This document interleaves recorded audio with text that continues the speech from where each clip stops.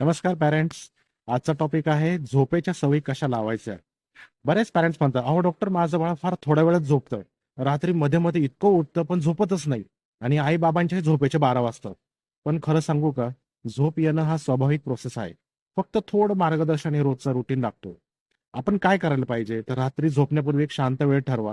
जसं की हलकं झोपायचे गाणे लावा, मंद लाईट करा.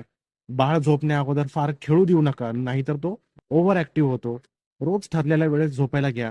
झोपेचा टायमिंग जर बदलला की बाळ लगेच गोंधळून जातं. रात्री बाळ उठलं तरी लगेच खेळायला लावू नका. हलक्या आवाजात त्याला शांतपणे झोपवण्याचा प्रयत्न करा. आणि हो, जर बाळ रात्री 2-3 तासांनी दूध मागण्यासाठी उठत असेल तर हे पहिले 1 वर्षापर्यंत नॉर्मल गोष्ट आहे.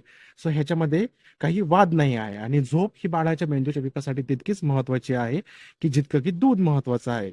आणि सगळ्यात बेस्ट, तुम्ही काय करता तुमच्या बाळासाठी, झोपेचं रुटीन कसं लावतात हे मला खाली कमेंटमध्ये शेअर करायला विसरू नका. थँक्यू.